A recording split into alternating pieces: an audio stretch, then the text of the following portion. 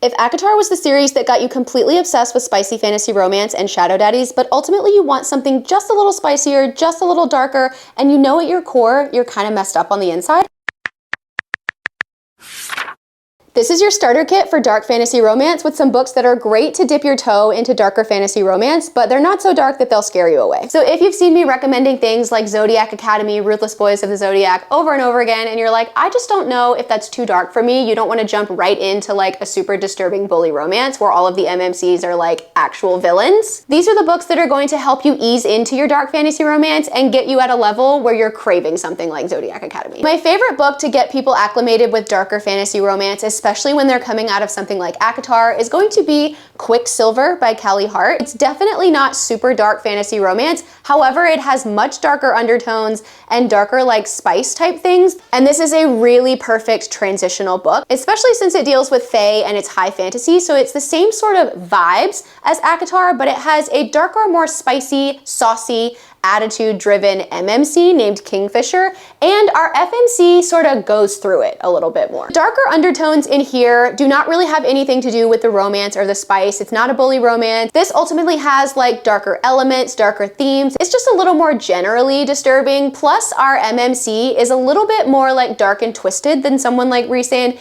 Yes, he's a tortured soul. Yes, he has a tortured past, but ultimately I feel like his past is a little bit more tortured than Rhysand, and it follows him around because he's got Quicksilver in his brain, and it literally kind of makes him crazy and unpredictable. The other thing in here that's a little bit more saucy than ACOTAR is the spice is not vanilla spice. You get a little tiptoe into like an almost dark romance level spice. Everything in here is fully consensual. We've got a little bit of dirty talk. We've got some things that like weren't necessarily in ACOTAR that are a little bit like more risque, dark fantasy light. I feel like a lot of people can read this and not be super uncomfortable. The second book I'm gonna recommend is going to be Throne of the Fallen by Carrie Maniscalco. Now instead of fae, this is gonna have demon princes, and this one focuses on the Prince of Envy. So this is definitely not super dark fantasy romance, but it is a little bit darker, a little bit more heavy on the spice and like morally gray love interests than ACOTAR is. And this has like a dark sort of Bridgerton 1800s vibe to it. So it's a little bit of a different vibe. It's more kind of society based. This one is gonna be one that has like a higher plot to spice ratio. This is a standalone, so you get a little more spice quicker. And this is not super, super dark, but it like gives the vibes of a dark fantasy romance. This is probably on the same level of Quicksilver. It's just like a really good stepping stone, like to read right before you dive into an official dark fantasy romance. This also has fae in it as well. There's fae, there's vampires, there might be a witch in this one. I know there's witches in Kingdom of the Wicked,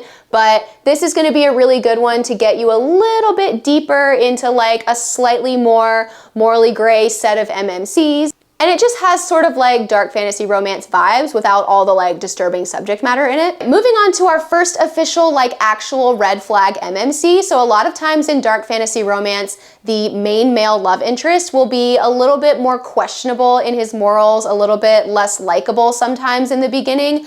We're gonna go with Bewitched by Laura Thalassa. This has witches, werewolves, and an ancient Samaritan who has been awoken from his slumber, and he is a true red flag. The thing about this that sort of borders into the dark fantasy romance is the romance in here. So this is a little bit more of a red flag romance. This is not necessarily starting out as like the most healthy of relationships. Our guy kind of makes you raise your eyebrows and question things. There is no sort of non-con material in here. There's nothing like that. Everybody wants to be in the spicy moments. However, our enemies to lovers are a little bit more like actual enemies to lovers, and we as the readers kind of really don't like the MMC ourselves. It gives us a little bit more of a deep dive, more personal, like reader enemies to lovers vibe instead of just watching our characters go through it. This is also magical realism, so it's not gonna feel like a period piece. It doesn't take place in another world with like a crazy complicated magic system. There are witches, they're all attending a college that is for a coven of witches, so it's kind of dark academia. We've got classes and schools and like a little bit of drama with that. Ultimately, this is not hard to understand. It's gonna get you right into the action. There's not a ton of world building. It's very easy to follow, so it's also a really great one to follow up something deeper like ACOTAR. It's not quite as like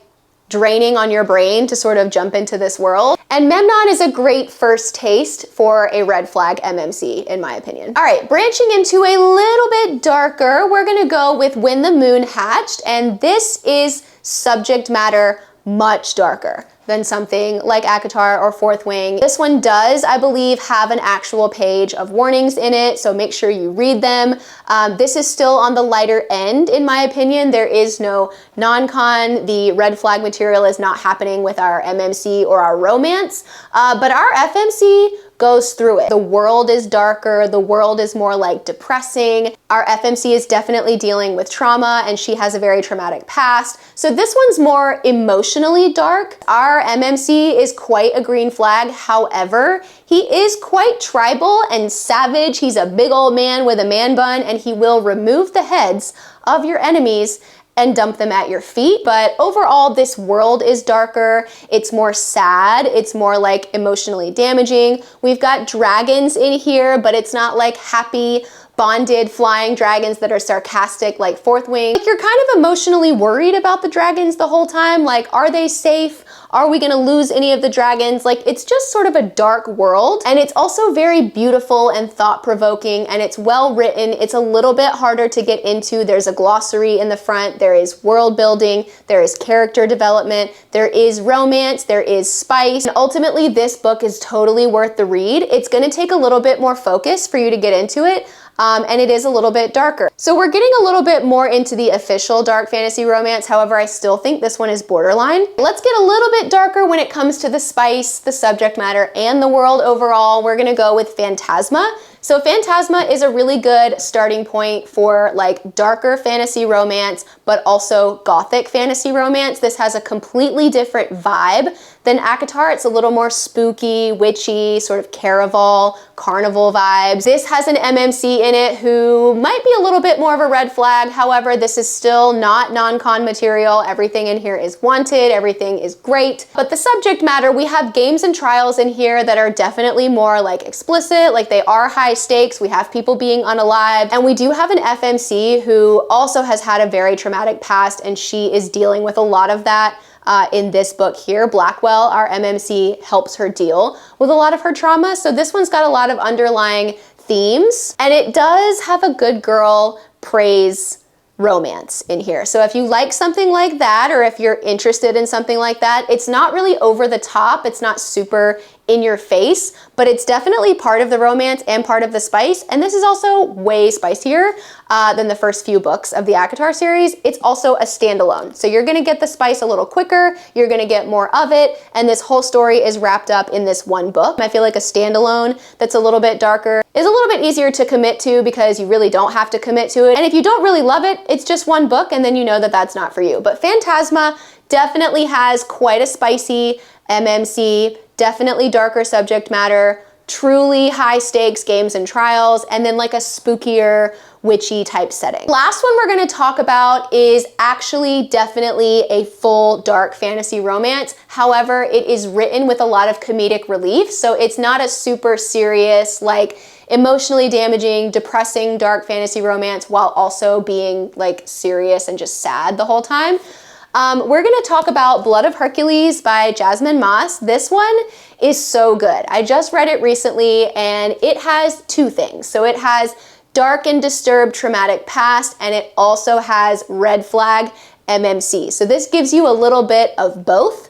And it also is a great book to tiptoe in if you're thinking about reading reverse harems, which means you have one female main character and she has multiple male love interests, potentially in the future, all at the same time physically. And these MMCs are definitely red flags. They are definitely true enemies to lovers. This is sort of like Zodiac Academy light because it's not a bully romance. We don't have any of like that kind of thing happening, but they are definitely true enemies. And then our FMC definitely deals with really like dark undertones. Like she's got a very sad past and the world is kind of dark. It's like a futuristic world that has a lot of Greek mythology in it. So it's very interesting. I feel like I'm learning things while I'm reading it about Greek mythology. There are 4 dudes that you're not going to be able to choose between. Which one you think, number one, is the biggest red flag and which one you're like the most romantically obsessed with. And then this, even though it's dark and even though our enemies are truly enemies to lovering, we have so much comic relief in here. We have animals, so like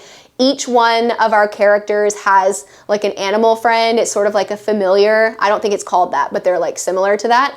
And the animals completely like offset a lot of the terribleness of the characters.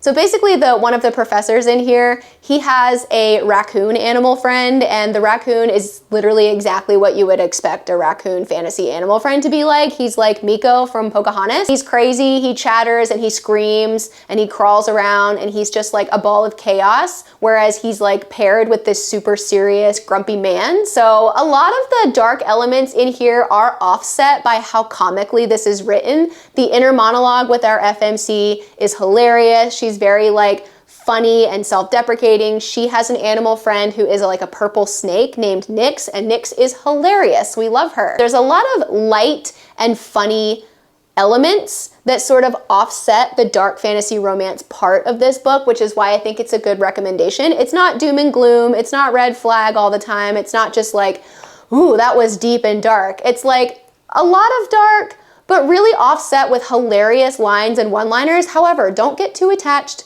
to any characters because there are high stakes and people are quite often unalived in here. So just be careful. It is a dark fantasy romance, but it's definitely one of the funnest dark fantasy romance. And this is for sure what I would recommend if you are thinking about reading Zodiac Academy, but you're scared of how dark Zodiac Academy is. This is for sure like very parallel to Zodiac Academy, but I personally found it much more like fun in the beginning and less like I'm uncomfortable with what's happening. Like there's not a lot of super uncomfortable things in here as far as like the romance and the MMCs. They're just kind of mean. This is definitely maybe second level. This is like dark fantasy romance medium instead of dark fantasy romance light. So if you're really looking to dive in, you can start with this one, but I definitely would recommend maybe starting one of the other ones first. Make sure you like it a little bit darker and then dive into something like this, and then you'll be begging me for something like Zodiac Academy. So let me know if you think that inside you might be a disturbed and twisted dark fantasy romance girly. Which one of these are you interested in starting, and are you eventually going to read Zodiac Academy with us? Let me know if you want to see my personal 5-star dark fantasy romance reads. We can break all of those down. If you are certain that you're a dark and twisted girly, I can go ahead and give you all of my favorite dark fantasy romance recs. So let me know if you want those down below, and let me know which one of these you're diving into first.